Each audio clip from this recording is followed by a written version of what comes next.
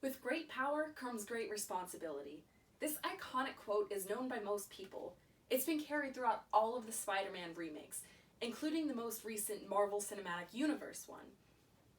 The MCU Peter Parker really takes this quote to heart, and it's partially because of Tony Stark. Now, I am an avid Marvel fan. I have watched all of the movies multiple times, and over quarantine, my family and I actually watched all 50 hours of the movies. So today, I'll be discussing Tony Stark and Peter Parker's relationships, how they started off as strangers, slowly began to move to a mentor-mentee relationship, and finally, by the end, how they had a father and son dynamic.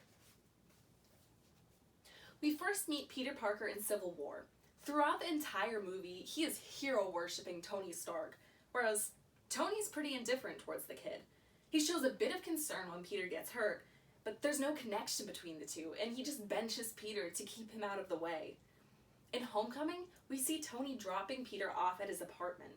There's a hug scene where Tony reaches to open the door for Peter. Peter misinterprets and thinks it's a hug, and Tony specifically says, "We're not there yet." After that, he pushes Peter off onto Happy and washes his hands of the whole problem. Later in Homecoming, however, things start to shift a little bit.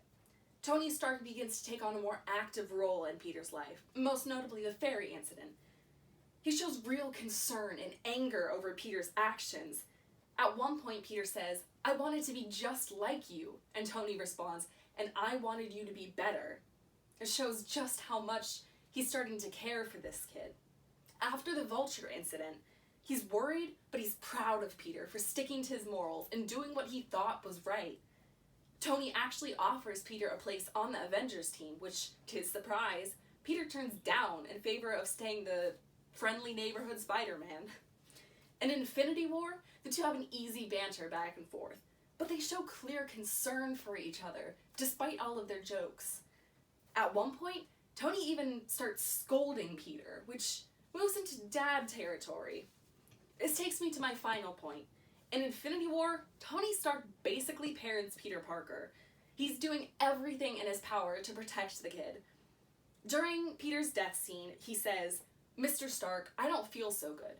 And Tony Stark, the emotionless billionaire, is absolutely terrified of what's about to happen. Peter himself is terrified, and he clings to Tony as he turns to dust. There's pain on Tony's face as he watches this happen. In Endgame, we see that Tony gets home safe, but he's a little bit of a mess.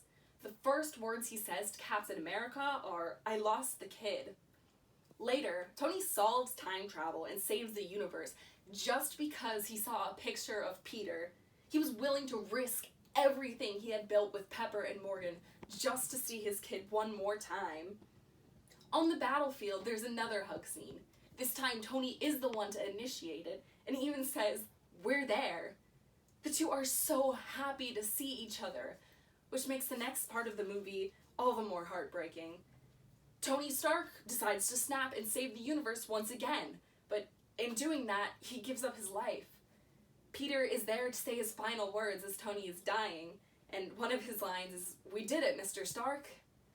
At Tony's funeral, Peter is right up front with the rest of the family, showing just how much Peter cared for Tony and how much Tony thought of him as a son.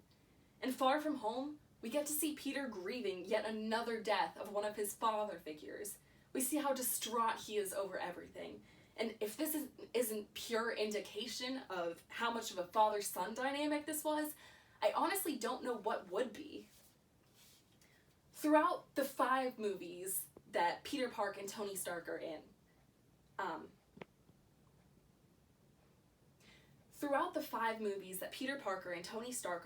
we get to see their relationship grow from being strangers to mentors and mentees, and finally to a father-son relationship. They both change each other, and for the better. Because of Tony Stark, Peter Parker sticks to his morals, always tries to do what's right, and he stays with the ideal, with great power comes great responsibility. Thank you.